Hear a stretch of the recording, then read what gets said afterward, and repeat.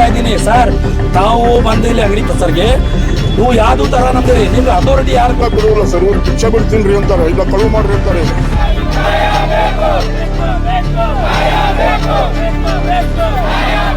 ರಸ್ತೆ ಮೇಲೆ ಶಾಬೆಯನ್ನು ಕೊಡಂತ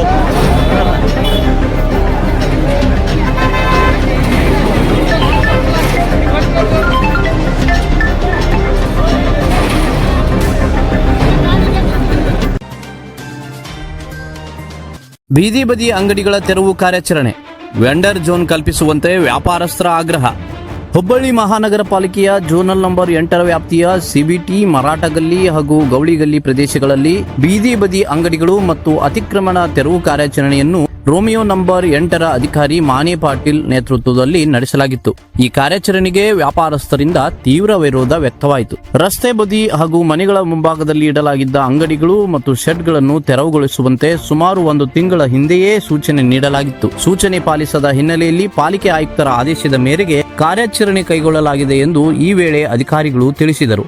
ಕಾರ್ಯಾಚರಣೆ ವೇಳೆ ಅಂಗಡಿಗಳ ಸಾಮಗ್ರಿಗಳನ್ನು ಟ್ರ್ಯಾಕ್ಟರ್ಗಳಲ್ಲಿ ತುಂಬಿಕೊಂಡು ತೆರವುಗೊಳಿಸಲಾಯಿತು.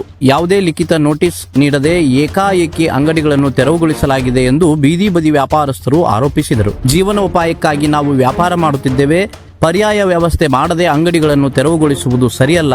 ತಕ್ಷಣ ವೆಂಡರ್ ಝೋನ್ ಒದಗಿಸದಿದ್ದರೆ ಎಲ್ಲ ಬೀದಿ ಬದಿ ವ್ಯಾಪಾರಸ್ಥರು ಒಗ್ಗೂಡಿ ಮಹಾನಗರ ಪಾಲಿಕೆಗೆ ಮುತ್ತಿಗೆ ಹಾಕಲಾಗುವುದು ಎಂದು ಎಚ್ಚರಿಸಿದರು. ಕಾರ್ಯಾಚರಣೆ ವೇಳೆ ಕೆಲಕಾಲ ಉದ್ವಿಗ್ನ ವಾತಾವರಣ ನಿರ್ಮಾಣವಾದರೂ ಪೊಲೀಸ್ ಭದ್ರತೆಯೊಂದಿಗೆ ಅಧಿಕಾರಿಗಳು ತೆರವು ಕಾರ್ಯವನ್ನು ಮುಂದುವರಿಸಿ ಪೂರ್ಣಗೊಳಿಸಿದರು. ಇದರಿಂದ ಬೀದಿ ಬದಿ ವ್ಯಾಪಾರಸ್ಥರಲ್ಲಿ ಆತಂಕ ಮತ್ತು ಅಸಮಾಧಾನ ಉಂಟಾಗಿದ್ದು, ಅಂಗಡಿಗಳನ್ನು ತೆರವುಗೊಳಿಸುವುದು ಸರಿಯಲ್ಲ. ತಕ್ಷಣ ವೆಂಡರ್ ಝೋನ್ ಒದಗಿಸದಿದ್ದರೆ ಎಲ್ಲ ಬೀದಿ ಬದಿ ವ್ಯಾಪಾರಸ್ಥರು ಒಗ್ಗೂಡಿ ಮಹಾನಗರ ಪಾಲಿಕೆಗೆ ಮುತ್ತಿಗೆ ಹಾಕಲಾಗುವುದು ಎಂದು ಎಚ್ಚರಿಸಿದರು. ಕಾರ್ಯಾಚರಣೆ ವೇಳೆ ಕೆಲಕಾಲ ಉದ್ವಿಗ್ನ ವಾತಾವರಣ ನಿರ್ಮಾಣವಾದರೂ ಪೊಲೀಸ್ ಭದ್ರತೆಯೊಂದಿಗೆ ಅಧಿಕಾರಿಗಳು ತೆರವು ಕಾರ್ಯವನ್ನು ಮುಂದುವರಿಸಿ ಪೂರ್ಣಗೊಳಿಸಿದರು. ಇದರಿಂದ ಬೀದಿ ಬದಿ ವ್ಯಾಪಾರಸ್ಥರಲ್ಲಿ ಆತಂಕ ಮತ್ತು ಅಸಮಾಧಾನ ಉಂಟಾಗಿದ್ದು, ಅವ್ರಿಗೆ ನಾವು ಊರಲ್ಲಿ ಎಲ್ಲ ಹೇಳಿದ್ವಿ. ನಮ್ದೆಲ್ಲ ಇದು ಮಾರ್ಕೆಟ್ ಏರಿಯಾ, ಅತಿ ಜನಜಂಗುಳಿ ಪ್ರದೇಶ ಎಲ್ಲ. ಈ ರಸ್ತೆ ಮೇಲೆಲ್ಲ ಇವರು ಇಂಥ ಗಾಡಿಗಳನ್ನೆಲ್ಲ ಇಟ್ಕೊಂಡು ಜನಸಂಚಾರಕ್ಕೆ ತುಂಬಾ ತೊಂದರೆ ಆಗಿತ್ತು. ಹಲವಾರು ಕಂಪ್ಲೇಂಟ್ಗಳು ಬಂದಿದ್ದಾವೆ. ನಾವು ಹಲವಾರು ಬಾರಿ ಅವ್ರಿಗೆ ಮೌಖಿಕವಾಗಿ ಹೇಳಿದ್ವಿ, ನಾವು ನೀವೆಲ್ಲ ಗಾಡಿಗಳನ್ನ ತಕ್ಕೊರಿ, ಜನಸಂಚಾರಕ್ಕೆ ಒಂದು ಸ್ವಲ್ಪ ಸುಗಮ ಮಾಡ್ರಿ ಅಂತ. ಯಾರೂ ಇಲ್ಲ. ಇವತ್ತು ನಾವೆಲ್ಲ ಎಲ್ಲ 12 ಕಚೇರಿ ವಲಯ 12 ಎಲ್ಲ ವಲಯ ಕಚೇರಿಯಲ್ಲೂ ನಾವು ಸಹಿತ ಇದನ್ನ ಈ ತೆರವು ಕಾರ್ಯಾಚರಣೆ ಮಾಡ್ತಾ ಇದ್ದೀವಿ. ನಾವೆಲ್ಲ ನಮ್ಮ ವಲಯ ಕಚೇರಿ 8ರ ವ್ಯಾಪ್ತಿಯಲ್ಲಿರುವಂತ ಎಲ್ಲ ಈ ರಸ್ತೆಗಳು ಇರುತ್ತೆ ಅಂತ ಎಲ್ಲ ಗಾಡಿಗಳನ್ನ ನಾವು ರಿಮೂವ್ ಮಾಡಿದ್ವಿ. ಈ ಎಲ್ಲ ನಮ್ದು ಸಿಬಿಟಿ ಏರಿಯಾ, ಮರಾಠ ಗಲ್ಲಿ ಎಲ್ಲ ಇನ್ನೂ ಹಲವಾರು ಏರಿಯಾ ಇದಾವೆ. ಎಲ್ಲ ಕಾರ್ಯಾಚರಣೆ ಮಾಡ್ತೀವಿ, ಇನ್ನೂ ಮಾಡ್ತಾ ಇದ್ವಿ. ನೋಟಿಫಿಕೇಶನ್ ಅಂತ ಏನಿಲ್ಲ, ಇವ್ರಿಗೆ ನೋಟಿಸ್ ಕೊಡೋಂತ ಪ್ರಶ್ನೆ ಬರೋದಿಲ್ಲ ಸರ್. ಇಲ್ಲ, ಫುಟ್ಪಾತ್ ಮೇಲೆ ಇರುವಂತವ್ರಿಗೆಲ್ಲ ನೋಟಿಸ್ ಕೊಡೋಂತ ಪ್ರಶ್ನೆ ಬರಂಗಿಲ್ಲ. ನಾವು ಹೇಳಿರ್ತೀವಿ ಮೌಖಿಕವಾಗಿ ಎಲ್ಲ ಹೇಳಿದ್ವಿ ನಾವು. ಅಲ್ಲಲ್ಲ, ರಸ್ತೆ ಮೇಲೆ ಇದ್ದಾಗ ನಾವು ನೋಟಿಸ್ ಕೊಡೋಂತ ಪ್ರಮೇಯನೇ ಬರೋದಿಲ್ಲ. ನಾವು ಹೇಳಿದೀವಿ, ಜನಸಂಚಾರಕ್ಕೆ ತೊಂದರೆ ಮಾಡಬಾರ್ದು, ನೀವು ವ್ಯಾಪಾರ ಮಾಡೋದಿದ್ರೆ ನಿಮ್ಮ ಅಂಗಡಿಯಲ್ಲಿದ್ದ ವ್ಯಾಪಾರ ಮಾಡ್ಬೋದು ಅಂತ ಹೇಳಿದ್ವಿ ಸರ್. ನಾವು ಎಲ್ಲರಿಗೂ ಹೇಳಿದ್ವಿ. ಹಲವಾರು ಬಾರಿ ಹಿಂದೂ ಕಾರ್ಯಾಚರಣೆಗಳಾಗಿದ್ದಾವೆ. ನಮ್ಮ ಮಾನ್ಯ ಆಯುಕ್ತರು ನಿನ್ನೆ ಸೂಚನೆ ಮೀಟಿಂಗ್ ಮಾಡಿ ಸೂಚನೆ ಹೇಳಿದ್ದಾರೆ. ಯಾವ ಅನಧಿಕೃತವಾಗಿ ಫುಟ್ಪಾತ್ ಮೇಲೆ ಜನಸಂಚಾರಕ್ಕೆ ತೊಂದರೆ ಆಗಂತ ಏನು ಇದೆಲ್ಲ ಡಬ್ಬ ಎಲ್ಲ ರಿಮೂವ್ ಮಾಡ್ಲಿಕ್ಕೆ ಎಲ್ಲ ಇದು ಮಾಡಿದ್ದಾರೆ. ಎಲ್ಲ 12 ವಲಯ ಕಚೇರಿಗಳು ನಾವು ಇವತ್ತು ಏಕಕಾಲದಲ್ಲಿ ನಡೆದಿದ್ದಾರೆ. ಮಾಡ್ತಾ ಇದೀವಿ. ಇನ್ನೂ ಎಷ್ಟು ಅಂತ ಹೇಳಿಲ್ಲ, ಎಲ್ಲ ಮಾಡ್ತಾ ಇದೀವಿ. ಯಾವ್ದು ಬಿಟ್ಟಿಲ್ಲ, ನಾವು ಯಾವ್ದು ಇಲ್ಲ ಮಾಡ್ತಾ ಇದ್ದೀವಿ. ನೋಡಿದಿಲ್ಲ, ಅಲ್ಲೇ ಇದೆ ಸರ್. ಇದು ಕೇವಲ ಇವತ್ತು ಒಂದೇ ದಿನ ಸೀಮಿತ ಆಗ್ತದೆ? ಇಲ್ಲ ಸರ್, ನಾವು ಇಲ್ಲ ಸರ್, ನಾವು ನಿರಂತರವಾಗಿ ಮಾಡ್ತೀವಿ ಸರ್. ನಾವು ನಿರಂತರವಾಗಿ ಮಾಡ್ತೀವಿ. ಪಾದಚಾರಿಗಳಿಗೆಲ್ಲ ಅವಕಾಶ? ಹೌದು, ನಿರಂತರವಾಗಿ ಮಾಡ್ತೀವಿ. ಈಗ ಶಾಲೆ ಪ್ರಾರಂಭ ಆಗಿದೆ ಸರ್, ಮಕ್ಕಳಿಗೆ ಏನಾದ್ರು ತೊಂದರೆ ಆಗ್ತೈತೆ? ಅಲ್ಲಲ್ಲ, ಅದನ್ನ ಈ ನಿರಂತರವಾಗಿ ಅಂತ ರಸ್ತೆಯಲ್ಲಿ ಗಾಡಿ ಹಾಕ್ಸೋದ್ರಿಂದ ಮಕ್ಕಳಿಗೆ ಅಲ್ಲ, ರಸ್ತೆ ಸಂಚಾರ ಮಕ್ಕಳಿಗಂತಲ್ಲ, ಎಲ್ಲರಿಗೂ ಎಲ್ಲಾ ಜನರಿಗೂ ತೊಂದರೆ ಆಗುತ್ತೆ. ಇದು ಅದಕ್ಕೆ ನಾನು ಕಳಕಳಿಯಿಂದ ಅವ್ರಿಗೆ ಹೇಳ್ತಾ ಇದ್ದೀನಿ. ನಾವು ಹೇಳಿದ್ವಿ ಅವ್ರಿಗೆ, ಇಡಬೇಡ್ರಿ ರಸ್ತೆ ಮೇಲೆ, ಜನಸಂಚಾರಕ್ಕೆ ತುಂಬಾ ತೊಂದರೆ ಆಗ್ತಾ ಇದೆ ಅಂತ. ಇದು ಒಳ್ಳೆ ಮಾರ್ಕೆಟ್ ಏರಿಯಾ ಇದು, ಅದಕ್ಕೆ ಇದು ಮಾಡ್ತಾ ಇದೀವಿ. ಇನ್ನು ಮುಂದಾದ್ರೂ ನಾವು ದಿನ ಬಿಟ್ಟು ದಿನ ಆದ್ರೂ ಕಾರ್ಯಾಚರಣೆ ಮಾಡ್ತೀವಿ. ನಾನು ಚಂದ್ರಶೇಖರ್ ಮಾಲಿಪಟ್ಲ, ವಲಯ ಆಯುಕ್ತರ, ನಾನು ಝೋನ್ 8. 2017-18 ನಂತರ ಎಲ್ಲಾ ವ್ಯಾಪಾರಸ್ಥರಿಗೆ ಬೀದಿ ವ್ಯಾಪಾರಸ್ಥರ ಲೈಸೆನ್ಸ್ ಕೊಟ್ಟಿದ್ದಾರೆ. ಅದರ ಸದುಪಯೋಗ ಪಡಿಸ್ಕೋಬೇಕಂತ ನಾವೆಲ್ಲ ಅವ್ರಿಗೆ ಮನವಿ ಮಾಡಿದ್ವಿ. ನಮಗೆಲ್ಲರ ಒಂದು ವೆಂಡರ್ಸ್ ಝೋನ್ ಅಂದ್ರೆ ವ್ಯಾಪಾರಸ್ಥರಿಗೆ ಇಂಥ ಸ್ಥಳ ಅಂತೇಳಿ ಮಾಡಿಕೊಟ್ರೆ ಮಹಾನಗರ ಪಾಲಿಕೆಯಿಂದ ಅನುಕೂಲ ಆಕೈತೆ ಅಂತೇಳಿ ನಾವು ಸಾಕಷ್ಟು ಬಾರಿ ನಮ್ಮ ಬೀದಿ ವ್ಯಾಪಾರಸ್ಥರ ಅಧ್ಯಕ್ಷರ ಮೂಲಕ ಮಹಾನಗರ ಪಾಲಿಕೆಗೆ ತೆರಳಿ ಮನವಿ ಕೊಟ್ಟಿದ್ವಿ. ಯಾರು ಅದಕ್ಕೆ ಸ್ಪಂದನೆ ಇಲ್ಲ.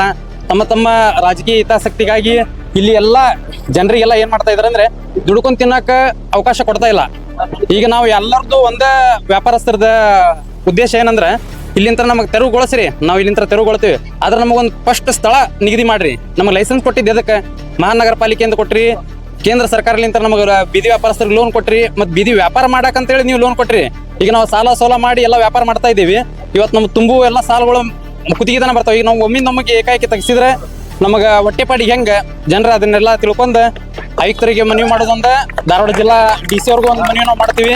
ಎಲ್ಲ ವ್ಯಾಪಾರಸ್ಥರ ಕಡೆಯಿಂದ ಹೇಳೋದಿಷ್ಟ ಏನ್ರಿಪ್ಪ ಅಂದ್ರೆ ನಮಗೊಂದು ವೈಂಡರ್ ಝೋನ್, ನಮಗಿಂತ ವ್ಯಾಪಾರ ಮಾಡಕ್ಕಿಂತ ಸ್ಥಳ ಅಂತೇಳಿ ಕೊಡ್ಬೇಕು. ಯಾಕಂದ್ರೆ ನಾವು ನಾಯಿಗಳಲ್ಲ, ಬೀದಿ ಹಂದಿಗಳಲ್ಲ ಏಕಾಏಕಿ ತೆರವುಗೊಳಿಸಕ. ಯಾಕ್ರಿಪ್ಪ ನೀವು ನಮ್ಮ ಮ್ಯಾಗ ದಬ್ಬಾಳಿಕೆ ಮಾಡ್ತೀರಾ? ದೊಡ್ಡ ದೊಡ್ಡ ಮಾಲ್ದಾಗ ಈ ಎಲ್ಲ ಬಂಗಾರ ಅಂಗಡಿ, ಚಿನ್ನದ ಅಂಗಡಿಯವ್ರು ಎಲ್ಲ ಫುಟ್ಪಾತ್ ಅತಿಕ್ರಮಣ ಮಾಡಿದ್ದಾರೆ. ಯಾರು ಹೋಗಿ ಕೇಳೋರಿದ್ರಿ? ನೀವು ಹೆಂಗ್ ಗೊತ್ತಾ, ಬೆಂಕಿ ಎತ್ತಾಗ ಮುಂಚೆ ನೀವ್ ಯಾಕೆ ತೀರ್ಮಾನ ಹೌದು ಸರ್. ಈಗ ನಮ್ದು ಸಂಘ ಇದೆ, ಸಂಘದ್ಲಿಂತ್ರ ಮನವಿ ಕೊಟ್ರೆ ಈಗ ನಾವು ಮನವಿ ಒಂದ ಕೊಡ್ಬೋದು, ಧರಣಿ ಮಾಡ್ಬೋದು.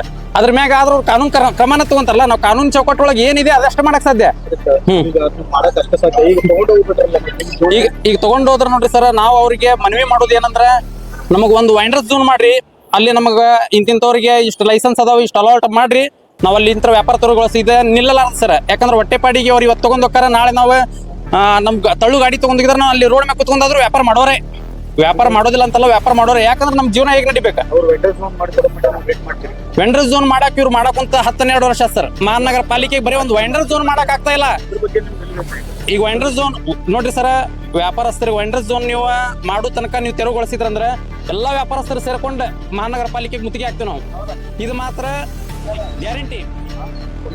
ನಮ್ಮ ಹೆಸರು ಸಂದೇಶ್ ಕಳಕರ್ ಅಂತ ಸರ್. ನೋಟಿಸ್ ಗಿಟಿಸ್ ಏನ್ ಕೊಟ್ಟಿಲ್ರಿ? ಹೋದಾರ ನಮ್ ಬಂಡಿ ಹೋದಾರ, ಅದ್ರೊಳಗೆ ನಾವು ವ್ಯಾಪಾರ ಇಲ್ಲ ಕೋಳಿಗಡ್ಡಿ ಶಾಪ್ ಅದಾರ ಒಳಗಡೆ. ಅಲ್ಲಿ ಯಾರು ಜನ ಜಂಗುಳಿ ಏನಿಲ್ಲ, ಯಾರು ಅಡ್ಡಾಡೋದಿಲ್ಲ, ಏನಿಲ್ಲ. ಮೇನ್ ರಸ್ತೆ ಮೇಲೆ ಶಾಪ್ ನಲ್ಲಿ ಇದ್ರು ಮಾತು ಬೇರೆ. ಇಲ್ಲಿ ನಮ್ಗೆ ಏನ್ ನೋಟಿಫಿಕೇಶನ್ ಕೊಟ್ಟಿಲ್ಲ, ಏನ್ ಮುಂಚಿತವಾಗಿ ಏನ್ ಹೇಳಿಲ್ಲ. ಏಕಾಏಕಿ ಬಂದು ಇವತ್ತು ಅವರು ನಾವು ಅಲ್ಲಿ ವ್ಯಾಪಾರ ಮಾಡೋದಿಲ್ಲ, ನಮ್ ಗಾಡಿ ಇತ್ತು, ಅದನ್ನ ಅವ್ರು ತಗೊಂಡೋಗಿದ್ದಾರೆ. ನಾವು ರಿಕ್ವೆಸ್ಟ್ ಮಾಡಿದ್ರು ಅವ್ರು ಕೊಡಕ್ತಾರಲ್ಲ ನಮ್ಗೆ. ನಮ್ದು ಒಂದು ಗಾಡಿ ಇತ್ತು, ಅದರಲ್ಲಿ ವ್ಯಾಪಾರ ಮಾಡ್ತಿದ್ದಿಲ್ಲ. ಅದು ತಾತ್ಪೂರ್ತವಾಗಿ ನನ್ನ ಮನೆ ಇದೆ ಅಂತೇಳಿ ನನ್ನ ಮನೆ ಮುಂದೆ ನಾ ಇಟ್ಟಿದ್ದೆ, ಅದನ್ನ ಅವ್ರು ತಗೊಂಡಿದ್ದಾರೆ.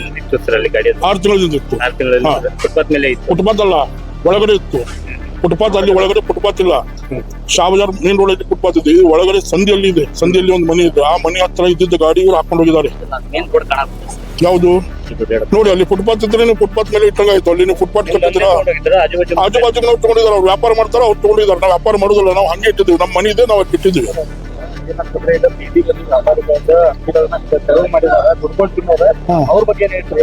ಸರ್ ದುಡ್ಕೊಂಡು ತಿನ್ನೋರು ದುಡ್ಕೊಂಡು ಎಲ್ಲ ಬಿಡುವಲ್ಲ ಸರ್. ಇವ್ರು ಭಿಕ್ಷಾ ಬಿಟ್ಟು ತಿನ್ರಿ ಅಂತಾರೆ, ಇಲ್ಲ ಕಳುವು ಮಾಡ್ರಿ ಅಂತಾರೆ. ಇವ್ರು ಬಡವರಿಗೆ ಭಿಕ್ಷಾ ಬಿಟ್ಟು ತಿನ್ರಿ, ನೀವು ಇಲ್ಲ ಕಳುವು ಮಾಡ್ರಿ. ಅವ್ರಿಗೆ ಬೇರೆ ಕಡೆ ಒಂದು ಜಾಗ ಅನುವು ಮಾಡ್ಕೊಡ್ರಿ ಸರ್ ಸರ್ಕಾರದಿಂದ. ಫುಟ್ಪಾತ್ ವ್ಯಾಪಾರಿಗಳು ಎಲ್ಲಿ ಹೋಗ್ಬೇಕು, ದಿನಗೂಲಿ ವ್ಯಾಪಾರಿಗಳು ಎಲ್ಲಿ ಹೋಗ್ಬೇಕು? ಅವ್ರು 300-400 ರೂಪಾಯಿ, 400 ರೂಪಾಯಿ, 500 ರೂಪಾಯಿ ದುಡಿತಾರೆ. ಅದರಲ್ಲಿ ಅವ್ರ ಜೀವನ ನಡಿಬೇಕು, ಮನೆ ಬಾಡಿಗೆ ಕೊಡಬೇಕು, ಮಕ್ಕಳಿಗೆ ವಿದ್ಯಾಭ್ಯಾಸ ಮಾಡಿಸ್ಬೇಕು. ಫುಟ್ಪಾತ್ ಅಂಗಡಿ ಬೇಡ ಅಂದ್ರೆ ಅವ್ರಿಗೆ ಯಾವ್ದಾರು ಒಂದು ದಿನಗೂಲಿ ನೌಕರಿ ಅವ್ರು ಕೊಡ್ರಿ, ಇಲ್ಲ ಯಾವ್ದಾರು ಒಂದು ಪ್ರದೇಶದಾಗ ಅವ್ರಿಗೆ ಒಂದು ಅಂಗಡಿ ಹಚ್ಚಾಗ ಒಂದು ಜಾಗ ಮಾಡ್ಕೊಡ್ರಿ. ಅವ್ರು ಎಲ್ಲಿ ಮಾಡ್ಬೇಕು? ಎಲ್ಲ ಅತಿ ಕಡು ಬಡವರು ಇರ್ತಾರೆ.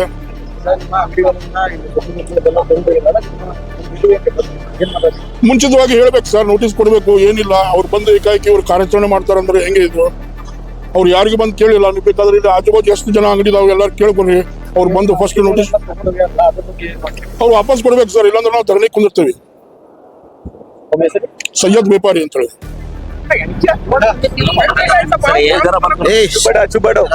ಇವತ್ತಿನ ದಿನ ಬೀದಿ ಬದಿ ವ್ಯಾಪಾರಸ್ಥರಿಗೆ ಮಹಾನಗರ ಪಾಲಿಕೆ ಅನ್ಯಾಯ ಮಾಡ್ತಿದ್ದ ಗೋಸ್ಕರ ಇವತ್ತು ದುರ್ಗದ ಬಲದಲ್ಲಿ ಪ್ರತಿಭಟನೆ ಮಾಡ್ತಾ ಇದ್ದೀವಿ. ವಿಷಯ ಏನಂದ್ರೆ ಅವರು ಬೀದಿ ಬದಿ ವ್ಯಾಪಾರಸ್ಥರದ, ನಾನೊಬ್ಬ ಎಲೆಕ್ಟೆಡ್ ಮೆಂಬರ್, ನನಗೆ ಬೀದಿ ಬದಿ ವ್ಯಾಪಾರಸ್ಥರು ಓಟ್ ಹಾಕಿ ಅರ್ಸ್ಕೊಂಡು ಕಳ್ಸ್ಯಾರ ಮಹಾನಗರ ಪಾಲಿಕೆಗೆ. ನಾನೇ ಎಲೆಕ್ಟೆಡ್ ಮೆಂಬರ್. ನಾನು ಆಫೀಸರ್ಗೆ ಕೇಳ್ತಾ ಇದ್ದೀನಿ, ಸರ್ ತಾವು ಬಂದು ಇಲ್ಲಿ ಅಂಗಡಿ ಕಿತ್ತಾ ಕುಂತೀರಿ ಎಲ್ಲರ ಬೀದಿ ವ್ಯಾಪಾರಸ್ಥರಿಗೆ, ನೀವು ಯಾವ್ದು ತರ ನಮ್ಗೆ ನೋಟಿಸ್ ಕೊಟ್ಟಿಲ್ಲ, ಏಕಾಏಕಿ ನೀವು ಬಂದಿರಿ, ನಿಮ್ಗೆ ಅಥಾರಿಟಿ ಯಾರು ಕೊಟ್ರು? ನಿಮ್ಮ ಹತ್ರ ನೋಟಿಸ್ ಇದೆ, ನಮ್ಗೆ ಎಬ್ಸಕ್ಕ ನೋಟಿಸ್ ಇದ್ರೆ ನಮ್ಗೆ ಯಾಕೆ ಕೊಡ್ರಿ ಅಂತಂದ್ವಿ. ಅವರು ಅಷ್ಟಕ್ಕೆ ಏನ್ ಹೇಳಿದ್ರು ಗೊತ್ತು, ಯಾವ ಎಲೆಕ್ಟೆಡ್ ಮೆಂಬರ್ ನನ್ಗೆ ಗೊತ್ತಿಲ್ಲ, ನಮ್ಗೆ ಅದ್ರ ಬಗ್ಗೆ ಮಾಹಿತಿ ಇಲ್ಲ ಅಂತೇಳಿ. ಅಲ್ಲ ಸರ್, ನಮ್ದು 3 ತಿಂಗಳಿಗೊಮ್ಮೆ ಒಂದು JB ಆಗ್ತೈತಿ ಮಹಾನಗರ ಪಾಲಿಕೆ ಕಟ್ಟಡದಾಗ. JB ಆಗ್ತೈತಿ. ಆ JBದಾಗ ಪ್ರತಿಯೊಬ್ಬರು 1ರಿಂದ 12 ಜೂನ್ ಮಟ್ಟ ಆಫೀಸರ್ ಇರ್ತಾರೆ. ಮತ್ತೆ ಈ ಆಫೀಸರ್ ಹೊಸ ಬಂದಾನ ಗೊತ್ತಿಲ್ಲ. ಅವ್ರ ಮೇಲ್ ID ಹಾಕಿರ್ತಾರೆ ಅವ್ರಿಗೆ ನೋಟಿಸು, ಆಮೇಲೆ ನೋಟಿಸ್ ಮೂಲಕ ಕೊಟ್ಟಿರ್ತಾರೆ ಆಫೀಸಾಗ. ಇಷ್ಟು ಮಂದಿ ಎಲೆಕ್ಟೆಡ್ ಮೆಂಬರ್ ಅದಾರ, ಇವ್ರಿಗೆ ಒಂದ್ ಜೊತೆ ಅವ್ರ ಜೊತೆ ಚರ್ಚೆ ಮಾಡಿ ಅಲ್ಲಿ ಏನ್ ವ್ಯಾಪಾರಸ್ಥರಿಗೆ ಏನ್ ತೊಂದರೆ ಆಗ್ತಾ ಇದೆ ಅಂತೇಳಿ ಅದನ್ನ ಸಾಲ್ವ್ ಮಾಡಕ್ಕೆ ಕಮಿಟಿ ಐತಿ. ಈ ಕಮಿಟಿಯನ್ನು ಕಾಯ್ದೆಯನ್ನು ಗಾಳಿಗೆ ತೂರಿ ಕೆಲಸ ಮಾಡ್ತಂದ್ರೆ ಎಂತ ಆಫೀಸರ್ ಇವರು? ಇವ್ರಿಗೆ ಕಾನೂನು ಮ್ಯಾಗ ಗೌರವ ಇಲ್ಲ. ನಾವು ಕಾನೂನನ್ನು ಗೌರವ ಮಾಡ್ತೀವಿ, ಕಾನೂನನ್ನು ಕೈಯಾಗ ತಗೊಳುದಿಲ್ಲ. ನಾವು ನಮ್ಮ ರೂಲ್ಸ್ ಪ್ರಕಾರ ಮಾತಾಡಿದ್ರೆ ನಮ್ಗೆ ಅವಮಾನ ಹೇಳೋಣ ಆಫೀಸರ್. ಅದರ ಸಂಬಂಧ ನಾವು ಇವತ್ತು ಪ್ರತಿಭಟನೆ ಮಾಡಾಕೊಂತೀವಿ. ಬರೋ ದಿನೆಯಲ್ಲಿ ಅವ್ರು ಮತ್ತೆ ಏನ್ರಿ ನಮ್ಮ ಜೊತೆ ಬೀದಿ ವ್ಯಾಪಾರಸ್ಥರ ಅನ್ಯಾಯ ಮಾಡಿದ್ರೆ ಇದು ದುರ್ಗದ ಬಲ್ ಬಂದ್ ಮಾಡಿ ಮಹಾನಗರ ಪಾಲಿಕೆದಾಗ ಬೀದಿ ವ್ಯಾಪಾರಸ್ಥರ ಅಂಗಡಿ ಹಚ್ತೀವಿ ಅಂತೇಳಿ ಎಚ್ಚರಿಕೆ ಗಂಟೆ ಕೊಡ್ತೀನಿ. ಕ್ಷಣ ಕ್ಷಣದ ಮಾಹಿತಿಗಾಗಿ ನೋಡ್ತಾ ಇರಿ ನೇಷನ್ ನ್ಯೂಸ್. ಕಾಮೆಂಟ್ ಮಾಡಿ, ಲೈಕ್ ಮತ್ತು ಶೇರ್ ಮಾಡಿ.